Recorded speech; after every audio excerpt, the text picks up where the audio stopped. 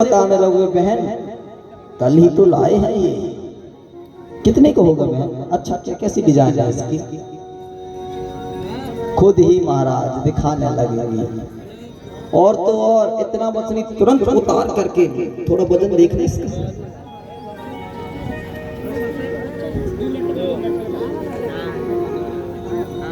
दिखाने के लिए तारीफ। और अगर उसने इतना बस कह दिया कि अरे बहन तू तो बड़ी भाग्यवान है, तेरे पतिदेव तो कम से कम ला करके देते हैं, हमारे पतिदेव तो कुछ नहीं देते। अब इतना बस कह दे वो, फिर तो महाराज घर का हारव दिखाएंगी, पायलव दिखाएंगी, छलवल भी दिखाएंगी, सब दिखाएंगी कि ये भी लाए थे, पिछली बार ये दिए थे, इस बार ये दिए थे। क्यों? सिर्फ तारीफ। मैया लोगों को तारीफ चाहिए कि नहीं? अच्छा बाबूजी, मैया लोगों को तारीफ चाहिए कि नहीं चाहिए? चाहिए ना। अगर जैसे आप लोग शाम ऑफिस से लौटे घर में तो मैया बढ़िया भोजन बना करके आपको परोसी और बगल में बैठ गए, क्यों जी कैसा बना है भोजन? फिर बाबूजी कहते हैं भोजन तो ठीक है, बस सब्जी में नमक कम है। अच्छा नमक कम है, और कैसा? फिर कहोगे और सब तो बढ़िया, थोड़ा सी दाल जल गई है। अच्छा दाल जल गई है, और कैसा? नमक कम है, दाल जल गई है, अब और क्या बता दे? और अगर व्यक्ति कह दे रहा है कि भोजन अच्छा नहीं बना, कल से खा लेना फिर तो ना चाहते हुए। वाह देवी, आप तो बिल्कुल अन्नपूर्णा मैया जैसे भोजन बनाती हैं। मैया लोगों को तारीफ चाहिए, कैसी भी तारीफ हो, बस तारीफ चाहिए। महाराज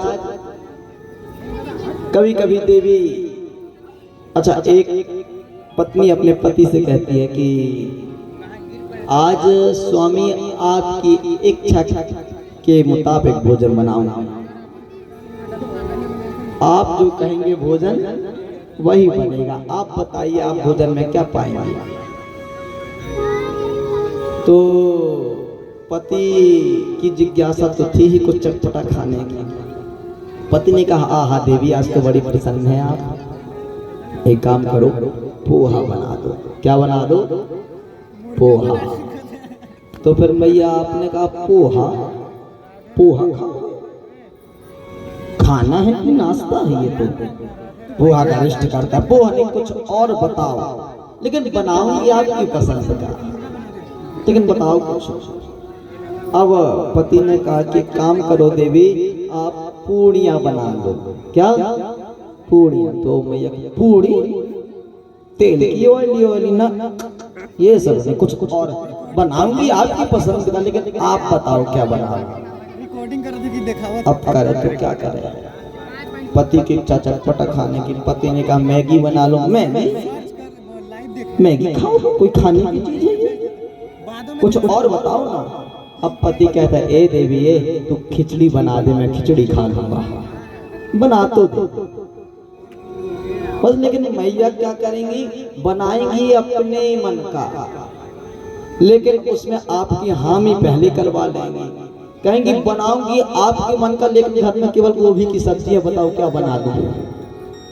आपको कहनी पड़ेगा कि देवी जब गोभी की सब्जी है तो काहे पूछ रहे हो कि क्या बनाओ? गोभी ही बनाओ। बनाएंगे मैया अपने मन का। अच्छा फिर उस पति ने कहा कि देवी आप सबसे अच्छा जो बना सको, जो आप सबसे अच्छा बेहतर से बेहतर बना सको वो बना दो। तो वो मैया मुंह बना करके बैठ गई, कहती है कि सबसे अच्छा तो हम मुंह ही बना सकते हैं, इससे अच्छा तो कुछ हमें आता ही नहीं। क्या बोलना पड़ेगा हाथ उठा करके? कौन कौन मुंह बना लेता? हाथ उठा लो दोनों। तो मैया आप लोग भी मुंह बना लेते हैं? हाँ, हमें तो अभी यहाँ प्यारी प्यारी लग रही है, पता नहीं घर में अवतार बदल लेती हो। खैर गुड्रू ग्रामवासी भी बड़े स्नेही हैं, बहुत बहुत प्रेम मिला। आपको बताएं इस कथा में हमें बहुत आनंद आया। श्रवण भी किए, गायन भी किए, आज विश्राम दिवस भी पहुंच चुके हैं। तो प्रतिदिन इस ज्ञान गंगा में गोता लगाते गए ना, लगाते गए तो आपका हमारा हृदय सरल हो चुका है। अब हमारे हृदय में कोई कलमश नहीं है, और जो कलमश था वो नष्ट हो चुका है।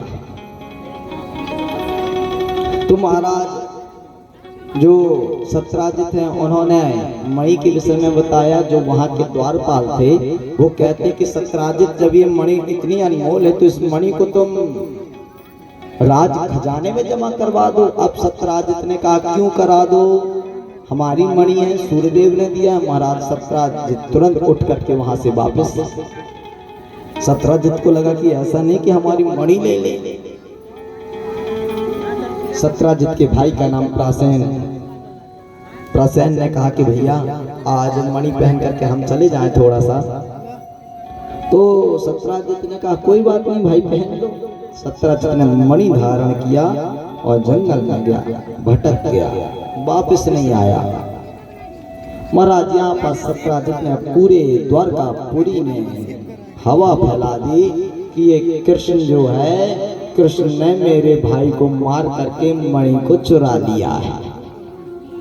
महाराज द्वारका वासी कहते हैं कि कृष्ण तो बचपन का चोर है। पहले ये मक्खन चुराता था, फिर ये वस्त्र चुराता था, आज ये मणि भी चुराने लगा। अब एक दिन बलराव भैया जाते हैं सभा में, कहते कि लाला इस समय तेरे बहुत खबरें चल रही हैं। कहा क्या हो गया भैया? कहते हैं कि तेने मणि चुराया, ऐसी हवा है पूरी द्वारका नगरी में। अब महाराज इस कलंक को हटाने के लिए भगवान स्वयं जाते हैं। पता किया कि प्रसेन कहाँ गया मणि धारण करके, तो पता चला कि प्रसेन गया जंगल में शिकार करने के लिए। जहाँ से गया भगवान वहीं से जाने लगे। जब वहाँ से जाते हैं काफी आगे पहुँचने के बाद क्या देखते हैं कि प्रसेन वहाँ पास मरा पड़ा है। एक शेर है, शेर भी वहाँ पास मरा पड़ा है, परंतु मणि नहीं है। वहीं पास पैरों के निशान। भगवान उन पैरों के निशानों को देख करके जाते गए एक गुफा,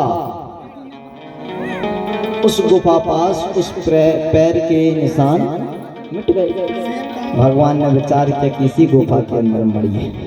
जब भगवान उस गुफा के अंदर पहुंचते हैं तो वहां एक छोटी सी बेटी उस मणि को लेकर के खेल रही थी। और तभी उस गुफा में जामवंत जी रहते थे। जामवंत जी ने देखा कि हमारी आज्ञा के बिना, हमारी मंजूरी के बिना ये कौन है जो अंदर प्रवेश कर गया। महाराज एक छलांग लगाए जामवंत जी ने और एक प्रहार कर दिया भगवान के ऊपर। अब कोई भगवान के ऊपर प्रहार करे और भगवान शांत रहे। भगवान खड़े होके भगवान ने देव उठा के देव पटक मारा। महाराज पूरा 27 दिन तक युद्ध चला जामवंत जी का और भगवान का। कितने दिन तक का? 27 डे।